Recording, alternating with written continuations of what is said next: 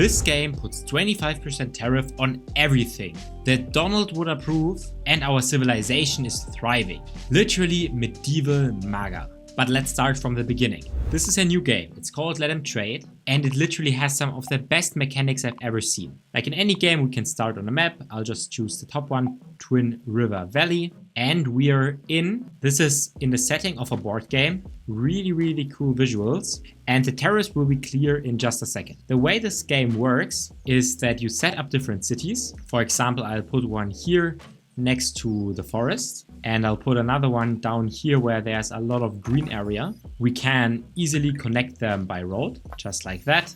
It's being built. And then the way we generate our own money, which you can see here on the top, we have a budget of 7.7k right now. We get from tariffs of these cities trading in between each other. So we have here Stonebridge. Let's make them produce some wood. I put down 2 lumberjacks, and that means we also need 2 peasant homes. This is where the workers live. So Stonebridge is now producing wood. And here I have the city of Brightfen. Let's make them produce potatoes. Let's just do the same thing, 2 potato farms and 2 houses for peasants. That way, here there's a surplus of wood. Here there's a surplus of food.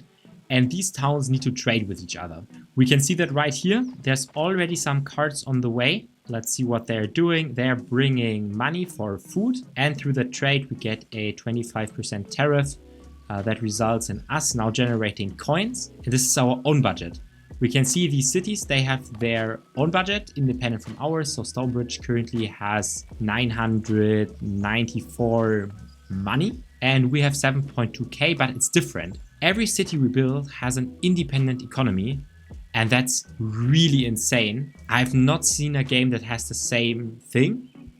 And even better, we can even stimulate that economy by buying and selling certain stock that cities produce. So we can literally perform market manipulation. What a dream. Now let's just expand our operation, building more wood and another farm. All that stuff also induces even more trading because building things requires wood, and all that wood needs to be imported, so we make more profits. We can use some of the resources and money we generate to upgrade our castle.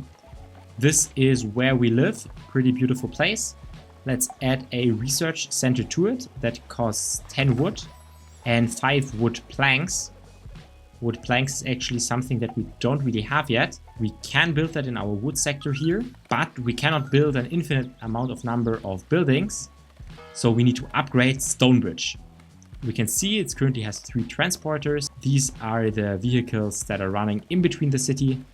And there are traders. These are the ones that run over to this other city. And we can actually see the economy of Stonebridge. It's generating income from inhabitants, income from selling resources, and it's buying resources as well. Here is its stockpile and the buildings that it has. We can upgrade the village with wood and money. That's actually money taken from our bank account, not the bank account of the village, kind of like a royal subsidy. And with that done, we can now go ahead and build more buildings. For example, this sawmill right now to produce some wood planks. Additionally, we have now built the research center. We can enter it here for a lot of different things. First, I want to upgrade peasant homes so that they have more space. And the great thing, it just queues here on the left. And then I want to unlock fishery, quarry, and then sheep farm. All this stuff requires resources and money, as well as time, but we can just let it running. And the castle will go out and buy the stuff that it needs from the villages around it. Pretty neat. So with that stuff that we have, let's just continue upgrading our village and building more job sites and buildings in general to produce tons of stuff. Additionally, we can see there's still a lot of place on this table. So we can send out a scout to explore more fields. For that, we need a provisioner. He will prepare goods for scouting. So let's put that down as well. And while we're at it, let's build a road to the castle for both of these cities, just like that. I think I also just got a message that I can upgrade peasant homes. Yes, we researched that thing. So we can again use money and resources to upgrade some of these homes, make them work even better. And just like that, we're growing. We're now making 18 coins per minute, and we're even engaging in the economy through buying things As we can see here, we're spending about 5 coins a minute buying things. There's a whole market economy. Here now we can see the current market price of goods. Wood is increasing right now and food price is increasing right now. These are the stockpiles and all this changes depending on what things we build. And we also just unlocked the fishery. So let's immediately build up another village here in a place where we have fish. Then let's get in a bridge, the roads as well. And now we can build fisheries right here. Each of them again requires 2 workers. So we build 2 additional worker huts. And this is our latest village called Hillsglen. What a nice village, and it even has a mayor.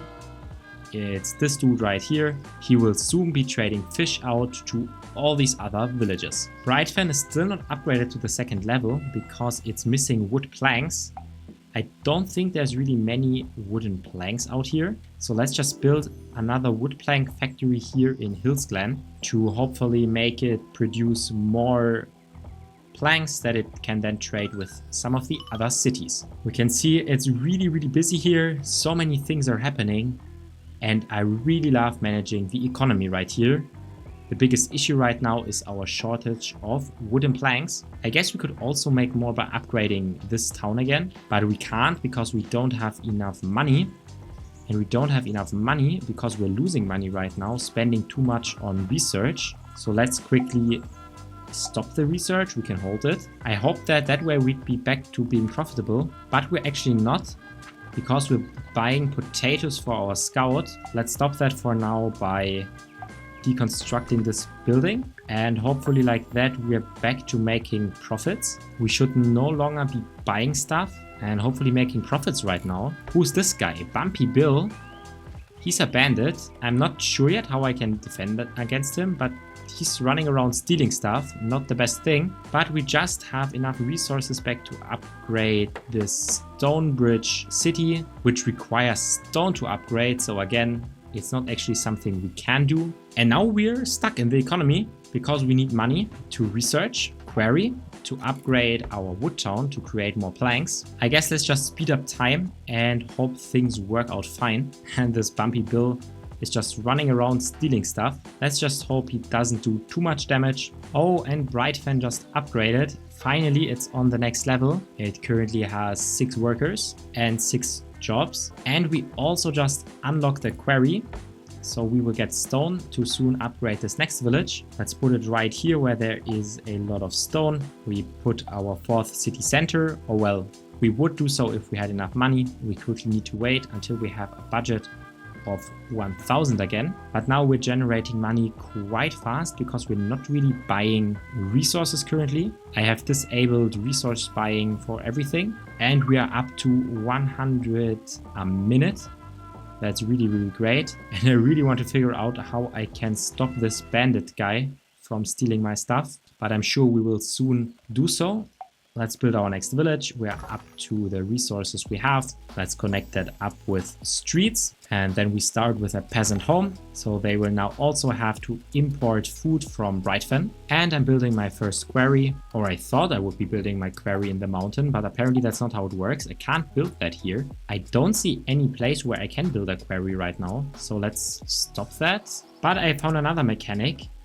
Right here I have my knight. I can make him stop bandits. I don't see any of the bandits right now, but I can make him explore different tiles. So he will run out here and see what's next. Maybe I'll find some places where I can then build the quarry in the future. So he's just going along. Now I found coal, and that's then surely where I can build a quarry. So now we got our knight exploring. That's pretty nice. Our richest village right now is actually the fishing village, which I find somewhat surprising. They're buying a lot of resources, but they are also making a trading profit, which is pretty great. And now that we're back to making profits, let's reconstruct back this provisioner thing. I hope it does not cost us too much money, but we are on pretty good profits right now anyway. I'm still missing stone from the quarry. Oh, and there's one field where I can build it. It's here and on this stone right here. I wonder if I can deconstruct the whole city. Yes, I can. and then I'll relocate it right here to where I can set up a quarry. Oh, and there's a new bandit. He's called Shadowfin. I think we can make the knight fight this guy. So far he was still exploring. Let's see him. What happens here? Oh yeah, they're fighting. Pretty nice. But we're getting sidetracked. Let's build the quarry. Oh, and we got rid of one of the bandits. That's great. We're finally building the quarry. And while we're at it, let's check if there's anything interesting in the research center that we should build. I'm gonna go for sheep farm. It's gonna cost around 300. But now there's tons of wooden planks somewhere. And let's also add some worker huts. So this quarry has workers. And we can set the knight back to scout mode. And maybe let him explore the downwards direction. The quarry is just done like that. And it just started working. So the town here with the wood should upgrade quite soon. And I mean, let's also upgrade the city where we produce food. They can get goods from the quarry quite soon as well. And we also unlocked the sheep farm. Let's also place that in the new city that we have. So they can export wool and stones. I guess that's a pretty good combination. And I'm sure pretty soon they will be also really rich. Currently, all these cities have a bunch of money. It's just me, I don't really have money. And apparently that's because I'm buying so many potatoes. I mean, I'm buying some kind of resources. Let's hope that somehow we still stay profitable. I mean, I can stop this guy from scouting, but where's the fun in that? Let's build yet another bridge and give it some road with it. And I guess then we can assign our scout here to a new area that's way closer. I wonder how I can get more of these city centers. I don't know, but I guess I'll find out if I just follow the milestones. The quarry is already working on producing stones for this village upgrade. That's really good. And people are also buying wool. So this town, Mistvale, it has 4 workers, 4 jobs. They're also quite happy, but it's limited in the amount of traders that it has exporting stuff. So let's try to upgrade that village as well. I think that upgrade, yeah, it adds number of workers, which is pretty great. And then let's continue with the milestone. It wants us to research worker homes. That's right here. It costs a lot of money, but we can do it. And we can see our civilization growing. And still remember, it's in this really nice setting of a board game. I just love how that looks. We just got the next upgrade done from this town. And I just love how we can see like the price chart of things. We can see how the demand goes. So for example, wool demand is growing for some reason. We're exporting a lot of wool to different places and wood is pretty constant. It's really great to see. Let's just wait for the worker homes being researched. That requires me to have wool in the castle. So let's just activate auto buying of that. And as soon as they can get hands on it, they will buy it. Oh, we have the bandit back. Let's slow down time, get our knight and make him fight the bandit. We can see another level of that. Okay, it looks like an even fight. And the bandit is gone and we just continue exploring. Oh, somehow my bandit pressure is still growing. And I just realized there's a bandit camp. We need to get rid of that, but the bandits might be too strong or they might not be. I just defeated them. I don't see any other bandits around. For now, let's get back to the castle. There's no point in scouting anyway, as long as I don't have more city centers. Let's build more wool production in the city, along with more workers. And I guess we could do even more. Then this level 2 city is also maxed out in terms of what it produces and how many buildings I have here. People are really happy. And I hope that that soon also makes the castle supply of wool go up. We can by hand also buy some of that. I just sent out a carriage to buy wool. They bring it back and that research hopefully is done quite soon. And we just have worker homes that unlocks urban development. I'm not exactly sure what worker homes bring otherwise, but in the meantime, while we find it out, let's upgrade trader speed. I guess that's always great. And then it wants me to research urban development. And while we're here, let's also do light barracks. And that's how this game goes. It's really fun. There's another bandit. Let's grab this guy. Let's get him and make sure he doesn't steal from our people.